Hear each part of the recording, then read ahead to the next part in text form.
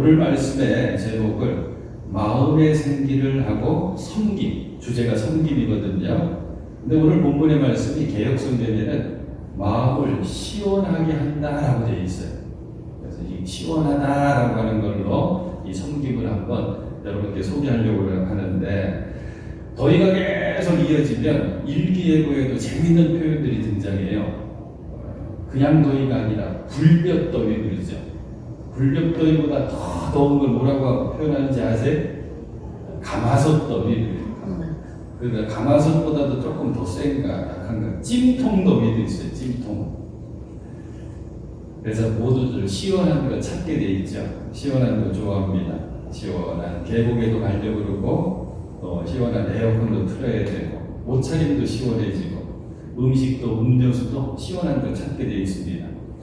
광고에서는 몇 년 전부터 재미있는 것이 여름만 되면 쿨이라고 하는 단어를 많이 붙여요. 매트도 쿨 매트, 그죠? 그리고 방석도 쿨한 쿨 방석이 있고, 옷도 셔츠도 바지도 쿨자를 붙이는 그런 옷감으로 많이 이렇게 만들어 있죠. 그런데 여러분 이것도 아셔야 돼요. 영어에 쿨이라고 하는 표현이 좋은 게 뭐가 있냐면, 저 사람 성격 참 좋다, 저 사람 아주 멋지다 그럴 때 쿨하고 표현해요. 저 사람 참 쿨하다 그러거든요. 오늘 말씀의 내용 가운데 마음을 시원하게 해주는 사람, 쿨한 사람의 모습이 소개가 되는데, 평생 복음만 전한 사도 바울이 오늘 본문 18절에 이렇게 말씀을 하고 있죠. 18절 말씀 보실까요? 이 사람들이 어떤 사람들인지 좀 이따 살펴볼 거예요. 나의 마음과 여러분의 마음에 생기를 불어 넣어 주었습니다. 그런데 개역성경에는 그들이 너희의 부족함을 채웠습니다. 그들이 나와 너희의 마음을 시원하게 하였으니, 나와 여러분들의 마음을 시원하게 한 사람이 바로 이 사람들입니다 라고 소개를 하고 있는 거죠. 이 사람들이 누굴까 하고 봤더니 그 바로 앞에 있는 17절에 바로 등장하죠. 나는 스데바나와 부드나도와 아가이고가 온 것을 기뻐합니다. 그것은 여러분을 만나지 못해서 생긴 아쉬움을 이 사람들이 채워주었기 때문입니다. 지금 바울은 3차 전도 여행 중이에요. 우리 맹폭교회 저 복도에 보면 지하실인가요? 거기 보면 바울의 선교여행 이렇게 지도가 이렇게 잘 표시가 되어 있죠. 3차 전도여행. 이 3차 전도여행 중에도 오래 머물렀던 도시가 바로 에베소인데, 에베소에 머물러 있을 때 2차 전도 여행 때 개척된 고린도 교회 성도들이 에베소에 있는 사도 바울을 찾아와요. 그래서 고린도 교회 이런저런 소식을 전해주거든요. 그 소식을 전해 들었을 때 바울의 마음이 여러 가지 복잡한 감정이 생겼어요. 왜 그러냐면 고린도 교회는 사도 바울이 너무나도 사랑하는 교회, 그리고 고린도라고 하는 도시가 항구 도시인데 굉장히 인구가 많은 큰 항구 도시였거든요. 그러니까 자연스럽게 풍요로워요. 넉넉해요. 하지만 그런 도시에는 약점이 있죠. 사람들은 사치하고 또 쾌락에 빠져있고 우상 숭배하고, 그 가운데 복음의 씨앗이 떨어져서 고린도 교회라고 하는 건강한 교회가 점점 성장하고 있었는데, 전해오는 소식이 좋은 소식도 많았지만 안타까운 소식이 많은 거예요. 고린도 교회 이런저런 문제가 생겼습니다. 사람들이 서로 갈등합니다. 분파가 생겼습니다. 우상 숭배하는 일들이 빈번해졌습니다. 심지어는 이런저런 악행을 하는데 제대로 교회가 치비하지 못하고 있습니다. 안타깝습니다 하는 얘기를 전해드립니다. 그래서 정성껏 사도 바울이 고린도 교회가 꼭 믿음 안에서 해야만 하는 일들을 정리한 게 고린도에 보낸 첫 번째 편지 고린도 전서가 되는 거거든요. 그 고린도 전서의 맨 마지막 장, 오늘 본문이 있는 16장에 마지막 인사를 하면서 사도 바울은 이렇게 표현을 하죠. 18절의 후반부, 여러분은 이런 사람들을 뭐 해줘야 됩니다? 알아주어야 합니다. 이 말씀을 읽으면서 첫 번째 의문이 생기는 거예요. 교회에서 어떤 사람을 알아줘야 될까? 어떤 공동체든지 알아줘야 될 사람이 있거든요. 그럼 교회에서는 어떤 사람을 알아줘야 될까? 세상에서 주의가 높은 사람 알아줘야 될까? 물질의 복 받아가지고 부유한 사람, 부자를 알아줘야 될까? 아니, 요즘 뭐 분야가 다양하니까 각 분야에서 성공했다라고 하는 사람을 알아줘야 될까? 답을 우리는 알고 있죠. 교회에서 알아줘야 될 사람은 따로 있는데, 교회에서 알아줘야 될 사람이 바로 오늘 말씀의 주제가 되는 섬김의 사람을 알아줘야 됩니다. 마음을 시원하게 해줄 수 있는 사람, 마음에 생기를 불어넣어주는 사람을 교회에서는 알아줘야 됩니다. 저와 여러분들의 별명이 천국 백성이에요. 이 땅에 우리 이웃들과 똑같이 사는데 우리는 천국 백성이라고 부른단 말이에요. 그렇다면 우리는 지쳐있는 사람들의 마음에 생기를 불어넣어줘야 됩니다. 천국 백성인 우리들은 이 땅에 사는 사람들의 마음을 시원하게 해줄 수 있는 삶을 살아야 됩니다. 그게 바로 섬김의 삶인데, 섬김은 마음을 시원하게 하는구나. 시원함의 경험들, 저도 말씀을 준비하면서 생각하니까 몇 가지가 있는데, 그 중에 잊지 못할 경험이 뭐냐면 깊은 산속 옹달샘이 있죠. 옹달샘의 그 샘물을 한번 마신 적이 있는데, 어느 기도원 뒷산이었어요. 한참 올라가가지고 목이 말라 있는데, 그 기도원에 사는 제 또래 친구가 저쪽으로 가면 옹달샘이 있다고 끌고 가더니 숲을 막 헤치니까 옹달샘이 진짜 있어요. 그런데 이걸 잊지 못하는 게 뭘로 마셨냐면 손으로 퍼마신 게 아니라 떠마신 게 아니라 이렇게 주변을 보더니 널찍한 나뭇잎 있죠? 그걸 뚝 따더니 그걸 이렇게 깔때기처럼 딱 만드니까 커다란 컵이 되는 거예요. 그걸 졸졸졸 몽달샘 받아가지고 저한테 마셔 그러고 주는데, 그 한 모금 마셨을 때 그 시원함을 잊지 못하고 지금 소개하는 거거든요. 그래요.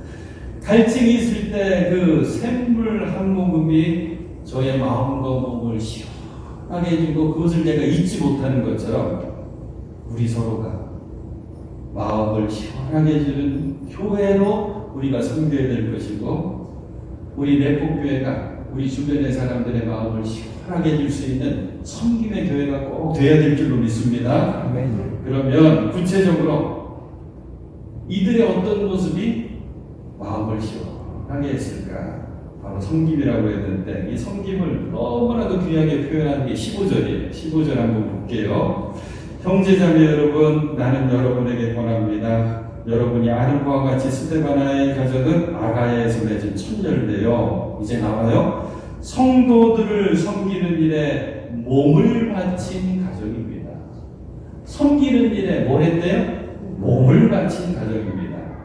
대역성경은 뭐라고 나와 있냐면, 성도 섬기기로 작정한 줄을 너희가 알아라. 아가야라고 하는 넓은 지역, 지방이에요. 우리 충청북도 하듯이.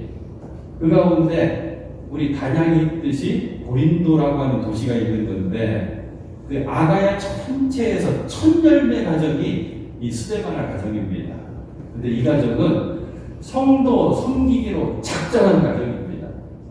성도 섬기기로 몸을 바친 그런 가정입니다. 참 멋있어요. 섬긴다 그러니까 생각나는 말씀이 그대로 마음속에 떠오르죠. 예수님 말씀입니다. 마가복음 10장 45절에 보니까 인자에 온 것은 섬김을 받으려 함이 아니라 도리어 섬기려 하고 자기 목숨을 망하는 사람의 대속물로 주려 함이니라. 예수님이 오신 목적이 여기 나오는 거예요. 나는 섬기려고 왔다. 저와 여러분들이 예수님을 따른다고 한다면, 예수님을 본받으려고 한다면 반드시 해야 되는 게 섬겨야 됩니다. 그래서 섬김을 신앙생활의 꽃이라고 부릅니다. 섬김은 신앙생활의 최고봉입니다. 섬김은 사랑의 실천이고 섬김은 겸손의 실천입니다. 놀라운 것은 사랑이나 겸손은 말로 어떻게 표현이 돼요. 그런데 보십시오. 섬김만큼은 말 갖고는 안 돼요. 행동으로 나타나야지 섬김이 됩니다. 그래서 섬김을 통해서 그리스도의 향기가 나타나는 것이고, 섬김을 통해서 그리스도의 빛이 비춰지는 것이고, 그런데 이 섬김을 작정한 이 가정이 첫 열매라고 했잖아요. 열매는 잘 익어야지 열매가 되는 거죠. 신앙생활이 잘 익을 때, 성숙할 때 비로소 나타나는 것이 섬김이구나. 이것까지 꼭 기억하는 사랑하는 여러분들 되실 수 있길 축복합니다. 예수님을 잘 믿는 성숙한 성도는 그래서 교회에 오래 출석했다거나 교회에 중요한 직분을 맡아서가 아니라 섬기기를 잘하는 사람이 성숙한 성도인 줄로 믿습니다. 놀라운 것은 성경에 나타난 하나님께서 귀하게 쓰신 많은 인물들이 섬김을 잘한 사람들이에요. 아브라함을 한번 볼까요? 아브라함은 전혀 알지 못하는 낯선 나그네를 잘 섬겼습니다. 근데 그 나그네는 그냥 나그네가 아니라 천사들이었어요. 너무나도 잘 섬겼을 때 그 지친 나그네 몸과 마음이 틀림없이 시원해졌을 것이고, 그리고 그 가운데 하나님이 보내신 천사를 아브라함은 발견하면서 큰 복을 약속받거든요. 요셉은 머무는 곳곳마다 대하는 사람마다 정성을 다해서 섬겼습니다. 그래서 만나는 사람들마다 요셉은 그들의 마음을 시원하게 해줬습니다. 가정에서는 아버지를 잘 섬겼고, 노예로 팔려가서는 최선을 다해서 주인을 섬겼고, 억울하게 감옥에 있으면서도 죄수들과 그리고 간수들까지 잘 섬겼습니다. 성경은 놀라운 이야기를 해요. 요셉이 머무는 곳곳마다 요셉 때문에 요셉 주변에 있는 사람까지 복을 받습니다. 사도행전 10장에 나오는 고넬료 이야기, 이거는 강조하고 강조해도 부족하죠. 가이사라에 고넬료라고 하는 사람이 있는데 그 사람은 어떤 사람이냐 그랬더니 로마 군인이에요. 백부장. 로마의 장교였는데 이 고넬료가 경건하면서도 온 집안과 더불어 하나님을 경외하며 많은 백성을 구제했대요. 섬기기를 잘했다고 하는 거죠. 그리고 항상 기도했는데 그 기도에 하나님께서는 응답해 주시는데, 너의 기도와 너의 섬김이 성경에서는 구체적으로 내 기도와 구제가 하나님 앞에 상달되어서 기억하신 바가 되었다. 사랑하는 여러분, 재밌잖아요. 섬기기를 잘했던 믿음의 선조들의 이야기 속에는 꼭 등장하는 게 뭐냐면 하나님의 은혜가 등장하는데 놀랍게도 천사를 통해서 도와주십니다. 사랑하는 여러분, 저와 여러분들의 가정도 삶의 터전도 하나님의 은혜가 천사들의 손길을 통해서 도울 수 있는 그런 섬김의 귀한 가정들 꼭 될 수 있기를 축복합니다. 이런 귀한 섬김, 참된 섬김에는 몇 가지 특징이 있는데 살펴볼게요. 절대 제대로 된 참된 섬김에는 요란함이 없습니다. 어떤 섬김은 시끄러워요. 요란해요. 뭐 크게 팻말도 써가지고 사진도 찍어야 되고 뭘 또 해야 되고 복잡해요. 참된 섬김에는 절대 요란한 법이 없습니다. 제가 경험한 얘기 해드릴게요. 아까 9시 15분 예배, 일부 예배 때도 말씀드렸더니 묘하게 또 제가 막 소개해듣던 그 얘기를 잘 하시는 권사님이 계시더라고요. 제가 동해시에서 섬겼던 교회 이름이 평화교회인데, 평화교회 매월 첫 주일은 섬김과 봉사의 시간이 있습니다.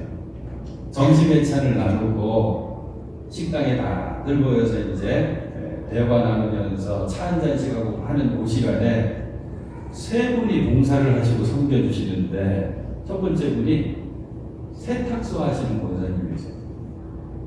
세탁소에서 오래 사용한 재봉틀을 교회 애찬실에 미리 다 갖다 놓으시고 매월 첫 주가 되면 집에서 커서 입기 불편하시거나 작아서 입기 불편하신 옷들은 성도님들이 갖고 오시는 거예요.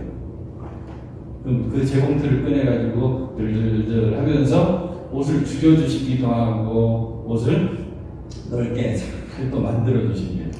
밑단도 줄여주시고 얼마나 사람들 좋아하는지 몰라요. 두 번째 분은 중국집 경영하시는 식당 사장님이신데 역시 권사님이세요. 이 권사님은 어떤 봉사와 섬김을 하시냐면 칼을 달아주시는 거예요. 칼. 숫돌 하나 갖다 놓으시고 성도님들이 칼 또는 가위를 갖고 오시면 그 시간에 칼 갈아가지고 돌려주시는 거예요.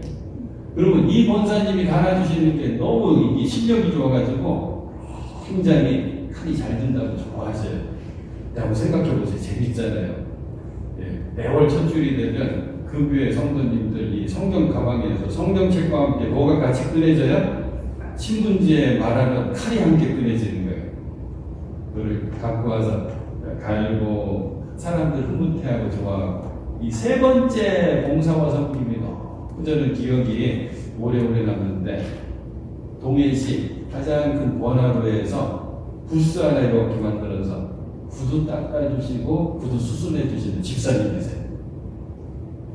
이분이 주일날 신고 온 교인들의 구두를 다 가져다가 그 주일날 닦아주시는 거예요. 많이 닦으셔가지고 전 미안해가지고 집사님 힘들어요. 제 건 됐어요. 그래도 제 신발까지 다 갖고 가셔가지고 깨끗하게 닦아주시는 거예요. 쉬운 일 아니잖아요. 그죠? 그런데 그 모든 섬김의 과정 가운데 시끄러운 게 하나도 없어요. 그냥 미소가 나오고 웃음소리가 나오고 그저 흐뭇해하고 사랑하는 여러분, 이런 좋은 섬김, 참된 섬김은 사람의 마음만 기쁘게 해드리는 게 아니라 주님의 마음까지도 기쁘시게 해드릴 수가 있습니다. 왜? 우리의 섬김을 통해서 하나님께서 영광을 받으시니까요. 섬김에 또 한 가지 특징이 있는데 그것은 함께 하게 되어 있습니다. 참된 섬김은 함께 협력하게 되어 있어요. 16절 말씀에 나오죠. 그들과 더불어 일하며 함께 수고하는 각 사람에게 순종하십시오. 더불어 일하고 함께 수고하더라. 혼자서 힘들게 일하는 거 그냥 구경만 하지 말고 더불어 함께 일하라는 거예요. 서로 협력하라고 하는 거죠. 협력하면 묘하게 사람의 마음이 시원해지는데 그 이유도 간단해요.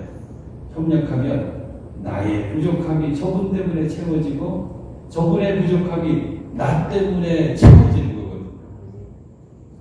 섬김의 또 한 가지 특징은 섬김에는 반드시 나눔이 따라옵니다. 나눔. 그래서 섬김과 나눔, 나눔과 섬김은 한 짝이에요. 한 짝. 섬김의 특징, 바로 나눔의 기쁨을 알게 되는데 이것은 제가 성경 말씀을 통해서 한번 확인해 볼게요. 디모데전서 6장 18절과 19절인데 이 개역성경으로 제가 읽어드릴게요. 선을 행하고 선한 사업을 많이 하고 나눠주기를 좋아하며 너그러운 자가 되게 하라. 선을 행하고 선한 사업을 많이 하고 나눠주기를 좋아하고 너그러운 자 되게 하라. 나눔과 섬김이죠. 이것이 장래에 자기를 위하여 좋은 터를 쌓아 참된 생명을 취하는 것입니다. 이것은 거저가 아니다. 이것은 없어지는 게 아니다. 이것은 사라지는 게 아니다. 반드시 참된 나눔과 섬김은 장차 너에게 좋은 터전이 될 거다. 잠언 19장 17절의 말씀, 가난한 자를 불쌍히 여기는 것은 우리 표준제국역 성경은 가난한 자에게 은혜를 베푸는 것은 이렇게 되어 있어요. 가난한 자를 불쌍히 여기는 것은 여호와께 구워드리는 것이니. 우리 세번역 성경에도 이 표현을 그대로 나왔어요. 여호와께 구워드리는 것이니 그의 선행을 그에게 갚아주시리라. 사랑하는 여러분들, 얼마나 놀라운 말씀입니까? 우리가 하나님께 구워드릴 수 있는 방법이 있는 거예요. 구워줬으면 우리는 받아야 되잖아요. 근데 누가 주시는 거예요? 하나님께서 반드시 기억하시고 갚아주신다고 약속해 주셨잖아요. 뭐를요? 나눔과 섬김을. 사랑하는 여러분, 우리의 삶 가운데 베풀 기회가 있으면 베푸시길 바랍니다. 섬길 기회가 생기시면 잘 섬기시길 바랍니다. 어찌 보면 이것은 하나님께서 우리에게 은혜 주시고 복 주시려고 만들어 주신 기회일지 모르기 때문인데요. 잠언 25장 13절에는 이런 한 말씀이 있어요. 믿음직한 심부름꾼은 그를 보낸 주인에게는 무더운 추수 때 시원한 냉수 같아서 우리의 충성스러운 신앙생활이 하나님 보시기에는 아주 무더운 날 추수 때 시원한 냉수와도 같아요. 시원하시다는 거죠. 그 주인의 마음을 시원하게 해준다. 섬김 가운데 제가 가장 들으면서 그래 그것도 귀한 섬김이지 했던 섬김이 뭐냐면 지금 어떻게 활동하시는지 모르겠는데 김진홍 목사님 계시잖아요. 그 두레마을 두레교회 하시는. 그래서 두레 공동체 막 이루실 때 갯벌에 남양반 거기에서 이제 두레 공동체 이루실 때 여러분들이 전국 각지에서 오셔가지고 공동체 생활하겠습니다 하고 왔는데 그 가운데 한 분을 소개하는 거예요. 어느 집회 때. 이분은 나이가 조금 젊어요. 청년인데 조금 모자라신 분. 그러니까 뭐 양계장에서 닭 사육하는 것도 조금 안 돼요. 먹이를 적당히 줘야 되고 적당한 때 줘야 되는데 이게 안 되시는데 다른 봉사도 안 되고. 근데 목사님 이렇게 봤더니 전국 각지에서 이 공동체를 찾아서 오시는 분들이 자꾸 오는데 오시는 경로가 이 화성 터미널에 내리셔가지고 시내버스를 타거나 뭐 이런 식으로 이렇게 갈아타야 되는데 이게 불편한 거예요. 이걸 설명할 길이 지금이야 뭐 인터넷 통해서 다 되지만 안 되잖아요. 누군가 가서 그것을 설명해야 되는데 그거만큼 지루한 일이 어디 있어요, 그죠? 꼼꼼히 생각하다가 그 청년한테 아무개 형제 우리가 이런 봉사를 해야 될 사람이 필요한데 네, 형제님이 해주실 수 있어요? 그랬더니 할 수 있다는 거예요. 봉사 내용이 뭐냐? 그랬더니 터미널에 딱 가가지고 목에 커다란 안내판 하나를 딱 걸고 있는 거예요. 두레 공동체 가실 분들은 시내버스가 몇 시에 있으니까 이 터미널에서 기다리셨다가 시내버스를 타고 어디로 가시면 두레 공동체가 있습니다. 그 안내판 딱 하고 문제는 하루 종일 있어야 되는데 하루 종일 여러분 하실 수 있어요? 저는 1시간까지는 할 수 있을 것 같아요. 1시간까지 콧노래 부르고 이 생각 저 생각 근데 몇 시간은 그거 힘들어요. 근데 이 형제는 몇 시간이고 지루하지 않게 웃으면서 그걸 하더라는 거예요. 아, 섬김은 여러 가지가 있구나. 사랑하는 여러분, 저와 여러분들도 섬겨야 되는데 먼저는 서로를 섬기고 그리고 이웃을 섬겨야 되는데 그 모습은 서로의 마음을 시원하게 해주는 모습으로 섬김이 있기를 간절히 소망합니다. 그 섬김의 사람들이 살아가는 신앙생활의 모습이 오늘 본문 가운데 소개되고 있는데 마지막으로 함께 읽고 마치도록 하겠습니다. 바로 13절과 14절의 말씀입니다.